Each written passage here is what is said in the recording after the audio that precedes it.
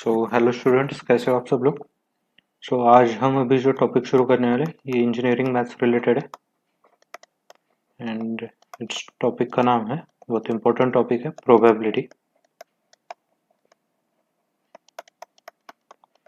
जैसा marks distribution है, उसके अकॉर्डिंग जो मैथमेटिक्स वाला सेक्शन है, उसके अकॉर्डिंग मिनिमम 5 to 6 मार्क्स आपको प्रोबेबिलिटी टॉपिक से कवर होंगे।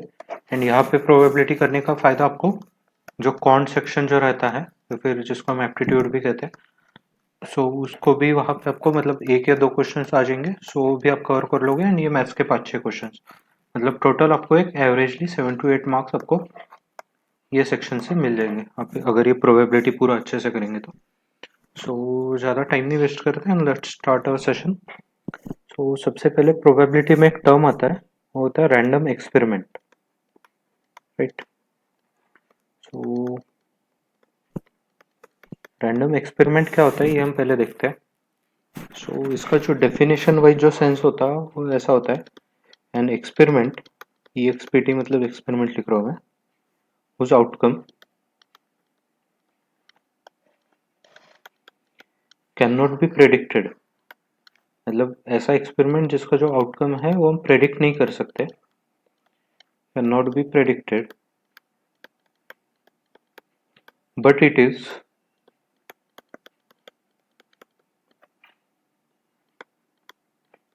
One among the several possibilities.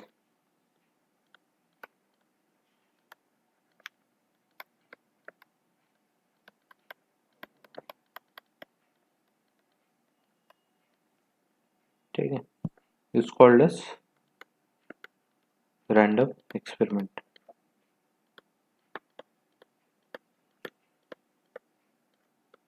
अभी अगर इसको हम डेफिनेशन को अगर डिकोड करें एक एक पॉइंट, तो क्या होता है an experiment.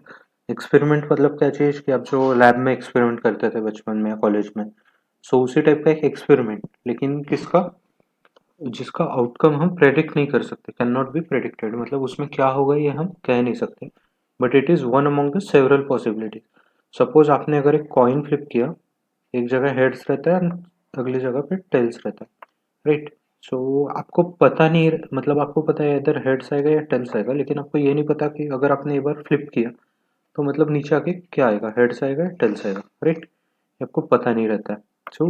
Whose outcome can not be predicted, मतलब ये हम बोल नहीं सकते क्या आएगा, but it is one among the several possibilities, मतलब इट इज लाइक हेड्स और टेल्स। ऐसे एक्सपेरिमेंट को हम क्या बोलते हैं, एक रैंडम एक्सपेरिमेंट, राइट। ये थेरोटिकल डेफिनेशन हो गया इसका, राइट। अभी इसका एग्जांपल भी हम लिख लेते हैं कि जैसे मैंने बताया कि आपको टॉसिंग ऑफ अ कॉइन हो गया, मतलब जब आप एक कॉइन ऐसा टॉस करते हो, वो एक हो गया। And next is like rolling of a die. Rolling of a die मतलब जो आप लूडो गेम में जो डाई खेलते हो, उसको हम डाई बोलते हैं। रोलिंग ऑफ दैट, कि आपको पॉसिबिलिटी पता नहीं होती इसकी, कि आपको तो पता है 1 to 6 में कौन सा भी नंबर आएगा, लेकिन एग्जैक्टली कौन सा नंबर आएगा यू कांट प्रेडिक्ट, राइट। ये भी एक्सपेरिमेंट किस टाइप में आता है, एक रैंडम एक्सपेरिमेंट का इसमें आता है, राइट। अभी एक इसमें टर्म आती है, the term is called as event, right. Event का डेफिनेशन अभी हम देखते हैं। इवेंट मतलब क्या होता है, the outcome of random experiment.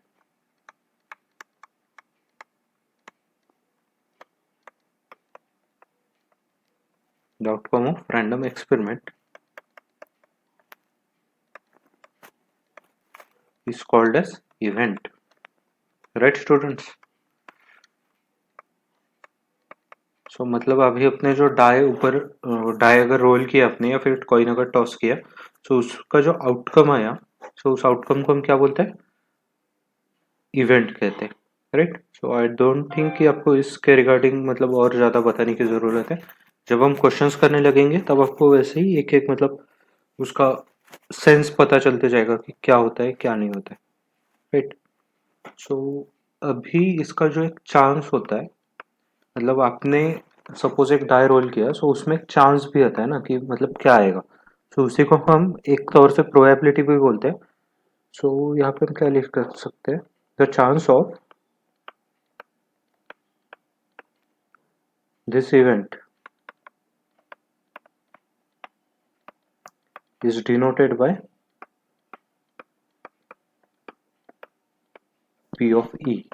ऐसे हम मतलब P यहाँ पे प्रोबेबिलिटी हो गया और E माने इवेंट हो गया, तो हम इसको ऐसे लिख सकते हैं, ये डायरेक्टली हम प्रोबेबिलिटी भी इसको कह सकते हैं। Fine. So the chance of this event is denoted by P of E and इसको हम बोलते हैं प्रोबेबिलिटी। एंड उसका जो एक फॉर्मूला टाइप में जो होगा उसे हम कहते हैं फेवरेबल केसेस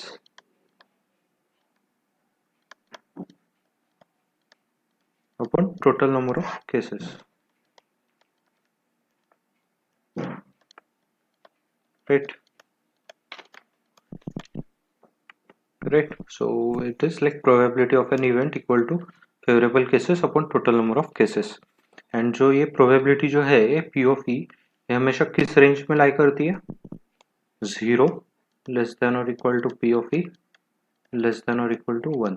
मतलब जो हमेशा जो probability है वो 0 से लेके 1 के बीच में ही रहेगी, राइट। सो आप ऐसा कभी नहीं कह सकते इधर probability 1 हो सकती है लेकिन वो कभी भी मतलब 0 से कम भी नहीं होगी या 1 से ज्यादा भी नहीं होगी, राइट। सो अभी आप एक सबसे पहला जो एक फंडामेंटल प्रिंसिपल ऑफ काउंटिंग करके एक कंसेप्ट है उसको हम देखते हैं।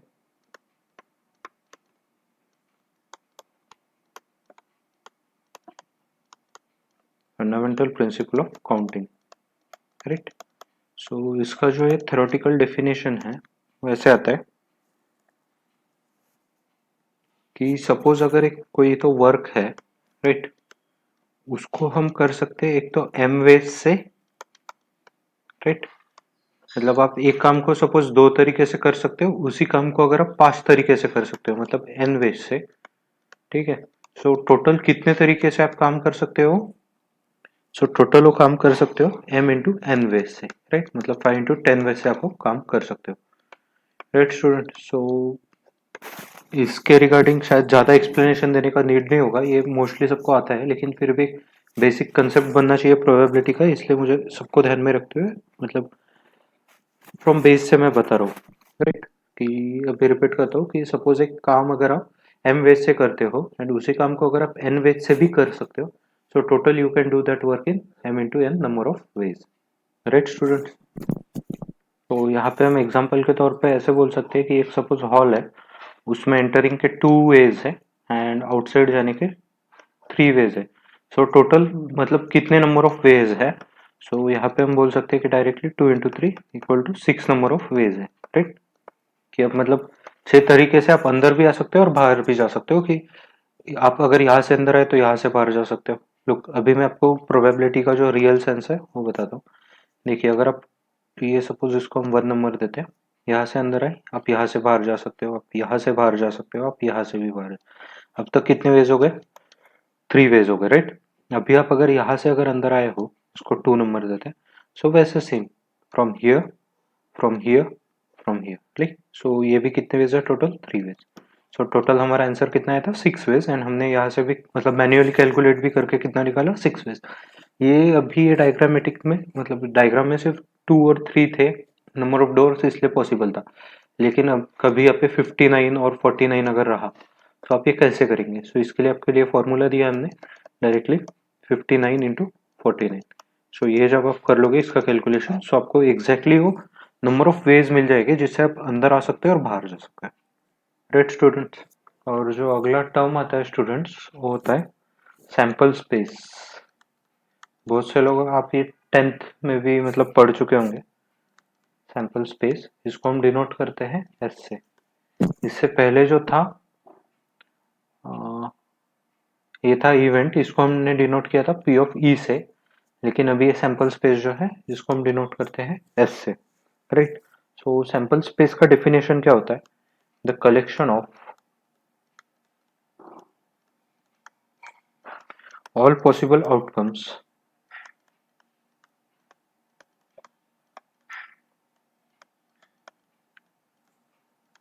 of an experiment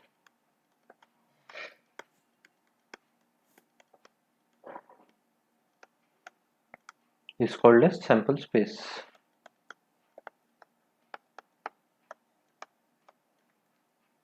मतलब जैसे हमने ऊपर डिस्कस किया कि अगर सपोज डाइस अगर अपने डाई को अगर आपने रोल किया तो उसमें कितने आ जाएंगे, टोटल 1 to 6 आ जाएंगे। सो टोटल क्या हो गया, एक सैंपल स्पेस बन गया। मतलब वो क्या है आपके लिए, एक सैंपल है, और इसको हम टेक्निकल टर्म्स में बोलते हैं सैंपल स्पेस बोलते हैं, राइट। सो ये इवेंट एक क्या होता है, event is a subset of sample space. Event is a subset of sample space. अब ये सेट सबसेट ये शायद चीजें सब आप लोगों को आनी चाहिए। अगर इसमें कोई भी डाउट होता है तो प्लीज आप कमेंट में बताइए, या फिर टेलीग्राम ग्रुप का जो लिंक है डिस्क्रिप्शन में वहाँ ज्वाइन कीजिए, वहाँ पे आप मुझे बताइए। सो इस पे एक सेपरेट वीडियो बना देंगे, मतलब जो मैथमेटिक्स के बहुत ज़्यादा जो बेसिक्स टॉपिक्स है, सो उसको लेके। सो अभी हमने प्रोबेबिलिटी रिलेटेड सब बेसिक देख लिया। अभी हम मेन जो प्रोबेबिलिटी है उसका डेफिनेशन देखते हैं, राइट। सो प्रोबेबिलिटी का थ्योरेटिकल डेफिनेशन ये कहता है, it is an event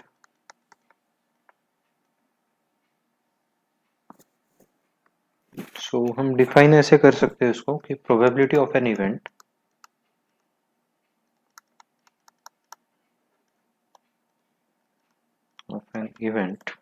is defined as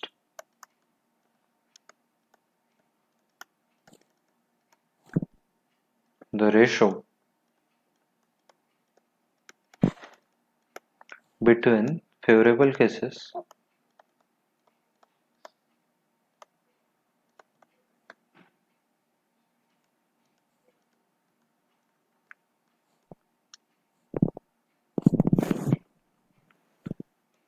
cases to event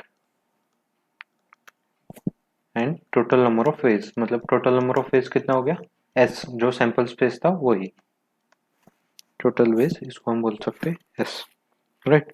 सो अभी आपने जो देखा था प्रोबेबिलिटी का, ऊपर जो हमने ये लिखा है, मतलब एक इवेंट का प्रोबेबिलिटी या फिर एक कोई भी टास्क का प्रोबेबिलिटी कितना होता है, favourable cases upon total number of cases. इसी का डेफिनेशन हमने नीचे जो है इलेबरेट करके लिख दिया, राइट स्टूडेंट।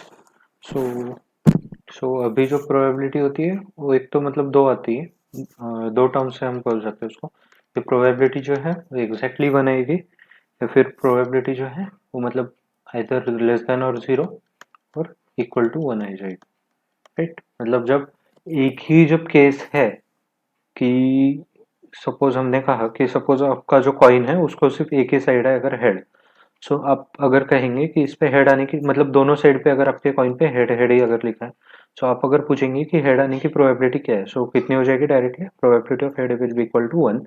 या फिर जो नॉर्मल सिनेरियो रहेगा, एक साइड में हेड और एक साइड में अगर टेल्स अगर रहा, सो इसकी प्रोबेबिलिटी कितनी हो जाएगी, 0.5 हो जाएगी, कि मतलब लेस देन और equal to zero and one, right.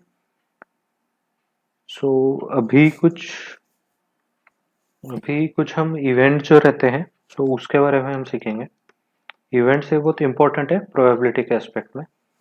सो सबसे पहला आता है कि dependent event,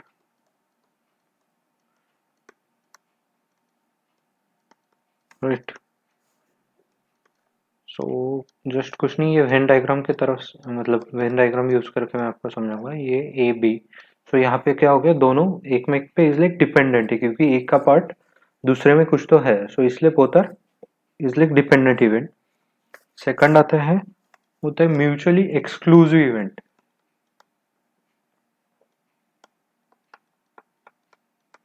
exclusive event, right. Exclusive मतलब क्या, एक दूसरे में दोनों का इंक्लूजन कुछ भी नहीं है, राइट।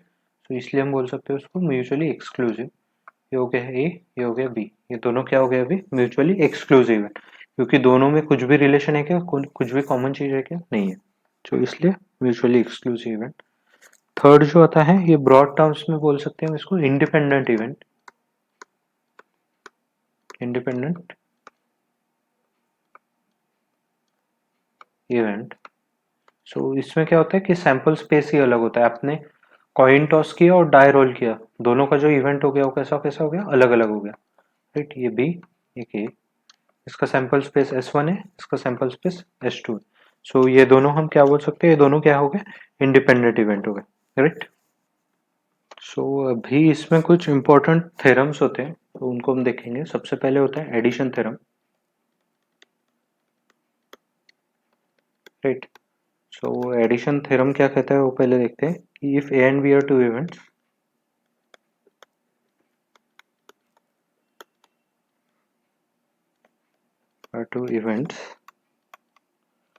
क्या होता है P of A union B equal to P of A union, मतलब दोनों का, जब हम सपोज ये दोनों इवेंट है तो दोनों इवेंट मिला के एग्जैक्टली क्या आना चाहिए वो जब हमें लिखना है, सो तब हम क्या यूज करेंगे, यूनियन लिखेंगे।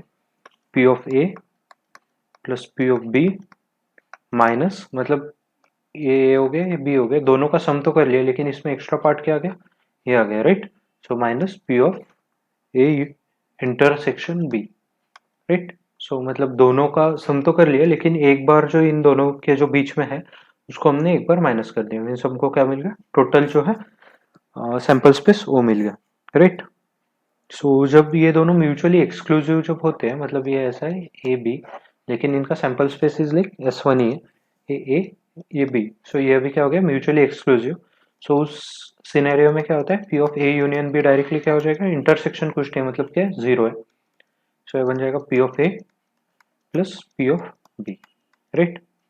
तो इसमें कोई ऐसा रॉकेट साइंस एंड ऑल नहीं है, लेकिन फिर भी आपको एक्सप्लेन करने के लिए मैं ये सब बता रहा हूँ, राइट।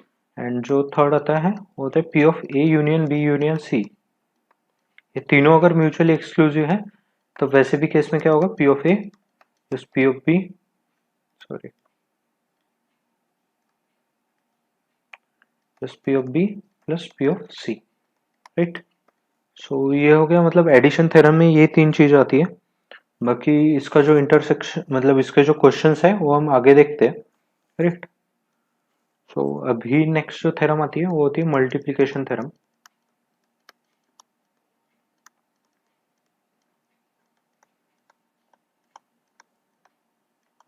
सो यहाँ पे मल्टीप्लिकेशन थ्योरम में हमें कंडीशन दी जाती है कि if A and B are two dependent event, मतलब अगर दोनों डिपेंडेंट इवेंट है, डिपेंडेंट का मतलब मैंने आपको ऊपर समझा दिया है, राइट। सो वैसे केस में क्या होता है, जो डिपेंडेंट इवेंट होता है, P of A intersection B, इसका जो फॉर्मूला बनेगा ऐसा बनेगा, P of A into P of B by, ये जो होती है ये कंडीशनल प्रोबेबिलिटी में आता है, ये डिवाइड बाय कभी नहीं होता है, ये कंडीशनल प्रोबेबिलिटी में आता है। सो इसको मैं आपको, मतलब जब हमारा जैसा जैसा कोर्स प्रोग्रेस होते जाएगा तो वैसे वैसे मैं आपको पढ़ा दूंगा, राइट। और अगर साइड बाय साइड में यहाँ पे लिखता हूँ कि पी ऑफ, अगर आपको बी यूनियन अगर ए पूछा है, बी इंटरसेक्शन सॉरी, तो इस केस में क्या हो जाएगा, ए की जगह बी आ जाएगा, राइट। तो ये बन जाएगा P of B into P of A by B, ये भी क्या होगी, कंडीशनल प्रोबेबिलिटी। इसमें बहुत सारे लोग कंफ्यूज होते हैं क्योंकि इसमें ऑर्डर जो है वो चेंज होता रहता है। यहाँ पे अगर बी इंटरसेक्शन ए अगर रहा तो ए बाय बी बन जाता है, दोनों इक्वल नहीं है, right. So that's it students, आज का जो लेक्चर है हम यहीं पे मतलब फिनिश करते हैं, कल मिलेंगे। एंड जो कुछ अभी आपको जो सिलेबस अभी बाकी रहा है, अभी तक हमने जो है इंटीग्रेशन का कुछ पार्ट कर लिया, मतलब जो डिफरेंशियल कैलकुलस जो है उसका, राइट। उसके बाद हमने लीनियर अलजेब्रा तो कंप्लीट ही कर दी है, लीनियर अलजेब्रा की टेस्ट आपको कल मिल जाएगी। सो जिन जिन लोगों ने लीनियर अलजेब्रा के लेक्चर नहीं देखे, सो प्लीज़ लेक्चर देख लीजिए एंड इसकी आपको टेस्ट कल मिल जाएगी। एंड उसके बाद अभी हम ये प्रोबेबिलिटी करेंगे, प्रोबेबिलिटी को मिनिमम 1 वीक तो भी लगेगा ही, राइट। सो इसके बाद में जो टॉपिक्स बचते हैं उनको हम जल्दी से जल्दी जैन एंड तक ट्राई करते हैं, पूरा हमारा जो सिलेबस है उसको कंप्लीट करने का। एंड अभी आपको कल जो है, कल इसकी एक टेस्ट मिल जाएगी लीनियर अलजेब्रा की, प्लस और एक जो एप्टी वाला जो पोर्शन है उसकी आपको एक टेस्ट मिल जाएगी, right. So that's it students, और आप मेहनत करिए, डेली प्रैक्टिस करते रहिए। अगर कुछ भी डाउट हो सो आप हमारे वेबसाइट पे मुझे, मतलब वहाँ से जाके आप मुझे मैसेज कर सकते हो, www.aiatc.com, या फिर जो टेलीग्राम ग्रुप का जो लिंक है डिस्क्रिप्शन में उसको आप ज्वाइन करके भी आपका अगर कुछ फीडबैक है तो आप वो दे सकते हो। So that's it students, thank you very